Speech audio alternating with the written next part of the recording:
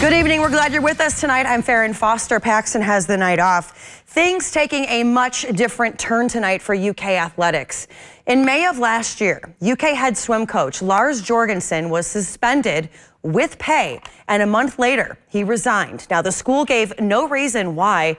Tonight, in a nearly 100-page lawsuit that we combed through, was filed by two former UK swimmers in the Eastern District of Kentucky just hours ago, alleging not only did Jorgensen groom and rape these swimmers, but the school, the former swim coach, and athletic director Mitch Barnhart were warned that Jorgensen was a predator, yet looked the other way.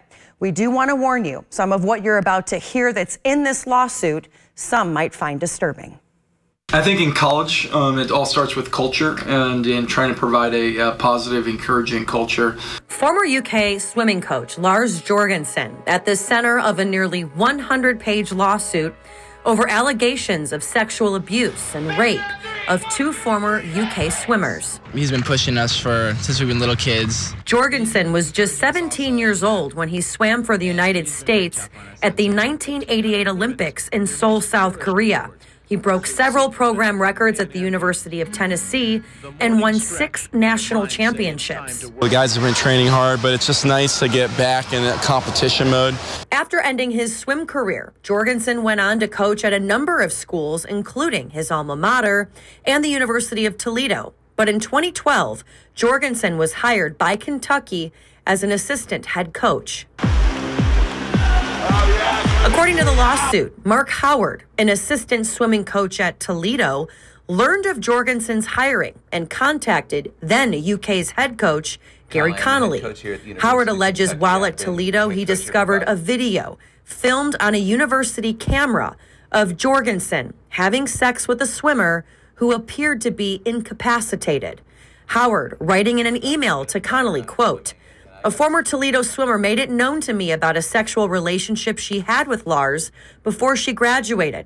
I confronted Lars about it and made it very clear that he stay away from any Toledo swimmers for as long as he was alive. Had I known he was interviewing with Kentucky, I certainly would have called. I wish you the best and hope he does not bring down your university. This is no joke at all, and I cannot stomach the fact that he will be coaching women again." Connolly responding to Howard shortly after, writing, quote, "This is a disturbing allegation. I appreciate you bringing it to my attention. We are starting to look into this, and I'm hoping you can give me a little more information." The lawsuit saying Howard contacted Connolly again to speak further, but was never heard from. According to the lawsuit, Howard forwarded the email with those allegations also to athletic director Mitch Barnhart, where Howard received no response. Jorgensen coached Kentucky for nearly 10 years, and during that time, two former swimmers allege UK empowered Jorgensen to, quote, "foster a toxic, sexually hostile environment within the swim program and to prey on, sexually harass, and commit horrific sexual assaults and violent rapes against young female coaches and collegiate athletes who were reliant on him." Among the allegations are that Jorgensen forcibly raped two members of the program after team holiday parties at his home. The lawsuit also alleging that when the university was notified of Jorgensen's alleged assaults, women were, quote, aggressively discouraged to file reports with Title IX, saying it would be, quote, pointless. Now, following this filing today, UK spokesman Jay Blanton has released the following statement in regards to this, quote, "Mr. Jorgensen is no longer an employee of the University of Kentucky. We do not, as a matter of policy, discuss specific personal issues. However, it is important to note several things. One, we take concerns that are raised about the conduct of an employee or potential employee very seriously.